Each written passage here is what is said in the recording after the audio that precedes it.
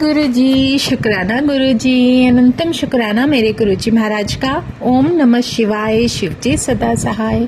ओम नमः शिवाय, गुरुजी सदा सहाय। शुक्राना शुक्राना अनंतम शुक्राना मेरा महाशिव मेरा पूर्ण गुरु कब कैसे वो बख्शनहार अपनी दात बख्शता है, इसको मतलब कि वो कृपा हम समझ ही नहीं सकते। उनकी कृपा ही अलग है, उनकी लीला भी न्यारी है। अब जब हमारे अंदर ये विश्वास आ जाता है ना कि धीरे धीरे हमें आदत डालनी होती है कि जब हम गुरु से जुड़ गए तो हमारी फिक्र तो गुरु करेगा ना, क्योंकि सच में मैं तो उसी के भरोसे बैठी हूँ। तो मेरे लिए जो कुछ भी करना है मेरे गुरु को ही करना है, मेरे महाशिव को ही करना है। पर कहीं ना कहीं ये जो दिमाग होता है, ये जो मन होता है, हमें फिर अपनी उस स्थिति से साइड पर ले जाकर इधर उधर कंफ्यूज कर देता है। लेकिन यही एक वो समय है जब हमें अपने मन को समझाना है, अपने आप को स्थिर रखने की कोशिश करनी है कि जो गुरु कर रहे हैं, जो वो हमें सिखा रहे हैं, होगा वही। प्लानिंग उनकी की हुई है, हमारी नहीं। हम क्या है, हम पल में खुश हो जाते हैं, पल में उदास हो जाते हैं। किसी ने कुछ कह दिया, उदास हो गए। किसी ने कुछ बोल दिया, हमारा मन उसी स्थिति में चला जाता है और उसी तरह से सब कुछ भाव आ जाते हैं और उसी तरीके से उसी स्थिति में हम जीने लगते हैं। लेकिन यही मेरा परमात्मा सिखाने की कोशिश कर रहा है कि तुम्हें स्थिर रहने की आदत डालनी है। क्या हो रहा है, कब हो रहा है, क्या होगा, वो सब मेरे गुरु की मर्जी है। जो उनकी मर्जी होगी, होगा वही। जो हमारे लिए बेस्ट होगा, प्लानिंग उनकी। तो फिर हम अपनी ये सोच के घोड़े क्यों चलाते हैं? इसको बोलना, उसको बोलना, ये करना, वो करना, कुछ नहीं। जब उस परमात्मा के सहारे बैठे हैं तो जो रास्ता वो दिखा रहे हैं, हाथ उन्होंने पकड़ा है, तो उन्हें सब पता है कि कौन सी संगत किस तरीके से कैसे हमारे साथ जुड़ेगी और चलती चली जाएगी। शुक्राना मेरे गुरुजी का, अनंतम शुक्राना। धीरे धीरे इस छोटी सी बुद्धि में समझ डाल रहे हो क्योंकि अब तक तो सिर्फ इस भीड़ में रहना सीखा था, क्योंकि उसे हम भीड़ ही कहेंगे जब आपके किसी भी समय कोई आपके साथ ना हो। आपके साथ हमेशा हमेशा जो अंग संग रहता है वो हमारा परमात्मा होता है। चाहे वो कोई भी स्थिति हो, कोई भी परिस्थिति हो, कोई भी जगह हो, इवन जहाँ कोई नहीं है वहाँ तुम्हारा भगवान तुम्हारे साथ है। यही एक मन का जो भाव है ना, ये उस अपने परमात्मा से, उनके चरणों से ऐसे जोड़ देता है कि मन करता है सिर्फ उसी का नाम लेते रहे, सिमरन करते रहे। शुक्राना मेरे गुरुजी महाराज का, अनंतम शुक्राना। क्योंकि मेरी चिंता जब वो लेके बैठे हैं तो फिर मैं क्यों परेशान हूँ, है ना गुरुजी? तो शुक्राना मेरे गुरुजी महाराज का, बहुत बहुत बहुत शुक्राना। हमेशा हमें ये नहीं सोचना कि मेरे लिए क्या बेहतर है, क्योंकि कई बार वो स्थिति ऐसी होती है जो हमारे लिए अच्छी नहीं होती। लेकिन मेरा गुरु जो स्थिति बता रहा है, जो हुक्म दे रहा है, उसको मानना सीखो। आगे का उन पर छोड़ दो, आगे क्या होगा उसकी चिंता लेके बैठ के हमें आज खराब नहीं करना। शुक्राना मेरे गुरुजी, अनंतम शुक्राना।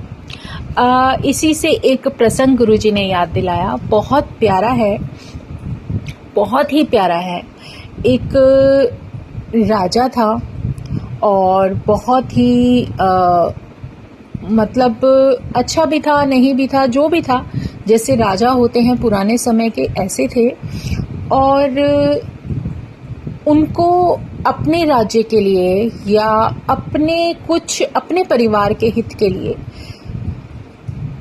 कोई पंडित जी उनको सजेशन देते हैं कि आपको एक बलि देनी पड़ेगी, लेकिन वो बलि ऐसी दो कि जिसकी आप दे रहे हो उसकी खुद की इच्छा होनी बहुत ज़रूरी है। और इसके लिए आप जो सही लगे वो करो, क्योंकि किसी की भी आप बलि देते हो तो उसकी इच्छा कैसे हो सकती है? ज़बरदस्ती नहीं देनी, इच्छा से देनी है। तो राजा अपने हित के लिए जो भी कर रहे होते हैं वो पूरे नगर में ढिंढोरा पिटवा देते हैं कि जो भी व्यक्ति अपनी मर्जी से इस कार्य के लिए आएगा उसको हम पूरा धन धान्य बहुत सारा जो भी वो लालच देते हैं वो देंगे। तो वहीं पर एक गरीब परिवार था। उस परिवार में 4 पुत्र होते हैं और एक पुत्र सबसे छोटे वाला बेचारा भगवान के नाम में रमा होता है, वो गुरु संगत होता है, उसकी वही गुरु के नाम के जो भी सिमरन होते हैं, जो सत्संग होते हैं वो अटेंड करता था। उस समय के अनुसार जो भी उसको समझ थी, जो गुरु के नाम से जुड़ जाते हैं उसी तरीके से जुड़ा था, लेकिन कोई काम धंधा नहीं करता था। तो मेरे परमात्मा का लीला देखो कि उसके परिवार वाले कहते हैं कि ये करता धरता तो कुछ है नहीं, घर में गरीबी है, इसको अगर हम वहां दे देते हैं और इसकी बलि से शायद इस घर का उद्धार हो जाए। और जो कुछ भी उनके मन में चल रहा होता है वो सब उनके अकॉर्डिंग वो उस पुत्र को बताते हैं। तो पुत्र मना नहीं करता, क्योंकि उसने सुना होता है कि जो है मारने वाला, जीवन देने वाला परमात्मा है, उसके अलावा कोई नहीं, किसी के कहने करने से कुछ नहीं होता। तो वो राजा के पास चले जाते हैं। राजा उनके घर को मालामाल कर देते हैं, बहुत सारा धन दे देते हैं, बहुत जो कुछ उनकी रिक्वायरमेंट होती है सब कुछ वो उनको दे देते हैं। लेकिन जब उसको बलि के लिए लाया जाता है तो राजा उनसे उसकी आखिरी इच्छा भी पूछते हैं और उसको बताते हैं कि भाई तुम्हें प्रसन्न रहना है, हम तुमसे कोई जबरदस्ती नहीं कर रहे। वो जितना भी गुरु ने उसके सर पे हाथ रखा था वो तैयार हो जाता है और कहता है कि मुझे स्नान करने का मौका दिया जाए और मुझे आखिरी समय अपने भगवान का नाम लेने दिया जाए। उसने नाम लिया हुआ था और ऐसे ही वो नदी में बहुत अच्छे से स्नान करता है। स्नान करने के बाद वो नदी किनारे बैठकर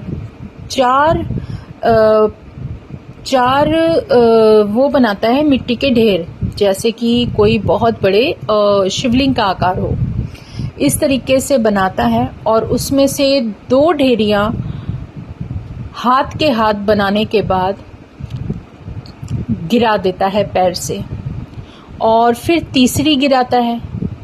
चौथी के सामने उसको आराध्य मानकर उसके सामने बैठकर पूरी श्रद्धा से, भाव से उनका सिमरन करता है, उनका नाम लेता है और अब मन ही मन बहुत सारी प्रार्थना कर लेता है। राजा ये सब देख रहे होते हैं। तो राजा उससे पूछते हैं कि पुत्र बेटे ये तुमने क्या किया है? वो कहता है आपको उससे क्या लेना देना, मैं क्या कर रहा हूँ, आपने तो मेरी बलि देने का मन बना रखा है तो आप दे दीजिए। उन्होंने कहा नहीं, मैं जानना चाहता हूँ, मैंने तुम्हें खरीदा है तो मैं चाहता हूँ कि तुम ये सब बताओ जो तुमने किया वो सब क्या है। तो वो बताते हैं कि बहुत पूछने पर वो बच्चा बताता है ये 2 ढेरियां मेरी माता पिता के नाम की थी, जिन्होंने इस जन्म में मेरा सब कुछ देखना था, मेरी हर तरीके से रक्षा करनी थी, लेकिन उन्होंने अपने लालचवश मुझे बेच दिया। तो इनकी तरफ से मेरा हृदय में कोई भी स्थान नहीं है, वो उसको पैर मारकर अलग कर देते हैं।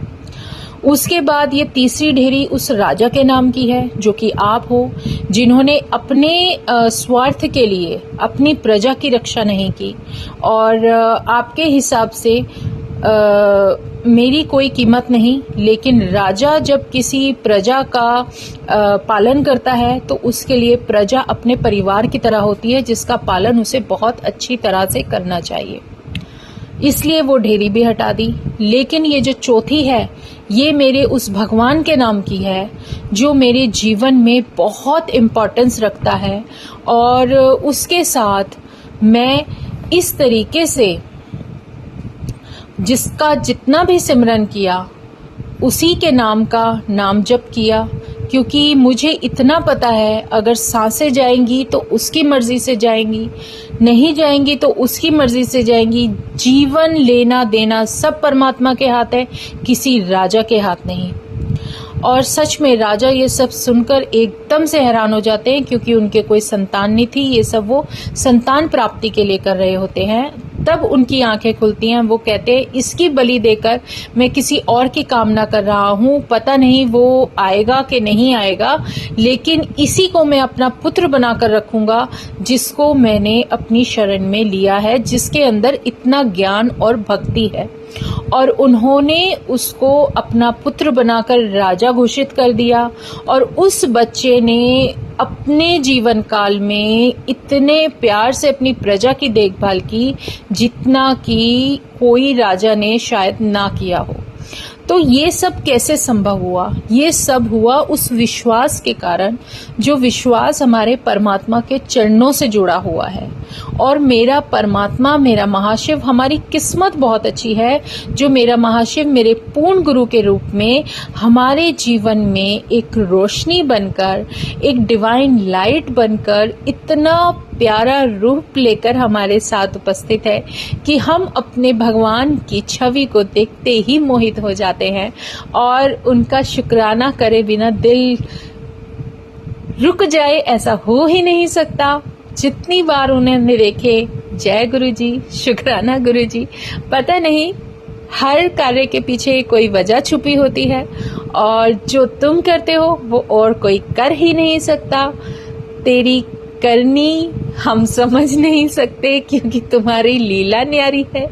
तुम सबसे न्यारे हो, तुम बहुत प्यारे हो, तुम मेरे परमात्मा हो, तुम मेरे महाशिव हो। शुक्राना मेरे गुरुजी, अनंतम शुक्राना, दिल से शुक्राना।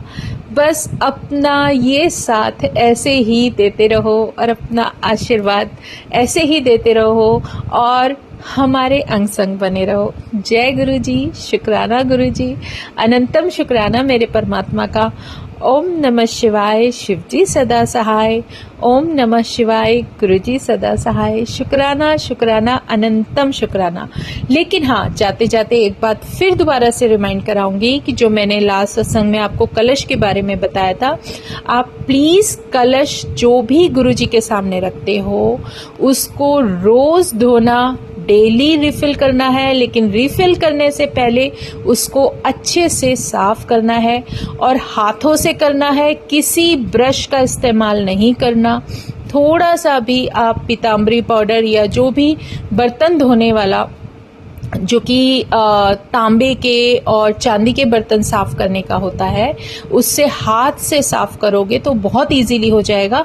उसको हार्श तरीके से साफ मत करना, किसी ब्रश की, किसी की भी मदद मत लेना, सिर्फ अपने हाथों से बहुत प्यार से साफ करना। 2 मिनट लगेंगे, ज़्यादा से ज़्यादा 3-4 मिनट लग जाएंगे, लेकिन वो कलश अच्छे से साफ हो जाता है। और सच में जब हम जल प्रसाद रखते हैं तो कलश अंदर से ज़रूर थोड़ा बहुत निशान के साथ आता है, क्योंकि ये सब हमारी ही सफाई हो रही होती है। तो जय गुरु जी, मन में वह मत लाना, सब मेरे गुरु महाराज की मर्जी है। कभी कभी कलश में पानी आपका ऐसा भी हो सकता है कि आप सोचो कि हम इसे गिरा दें तो बहुत गंदा है, ये गंदा कैसे हो गया, लेकिन नहीं, वो सब हमारी सफाई के लिए है। पता नहीं वो कौन सी मेडिसिन होती है जो हमें लेनी है। शुक्राना मेरे गुरुजी महाराज का। ऐसा मेरी खुद इसलिए बता रही हूँ कि ऐसा मेरी खुद की भाभी के साथ हुआ था। उन्होंने कलश धोकर साफ करके रखा था, लेकिन उस कलश के अंदर ऐसा मतलब गंदा जल हो गया था कि जैसे अंदर बहुत सारी काई टाइप लग गई एक ही दिन के अंदर। और इतना सारा, मतलब वो सोचे थे मैं इसको पीऊं तो कैसे पीऊं। हिम्मत करके उन्होंने आधा पिया, आधा नहीं पिया। तो ये महाराज का आशीर्वाद था, अगर वो पूरा पी लेते तो शायद उनकी तकलीफ जीवन की हमेशा के लिए खत्म हो जाती।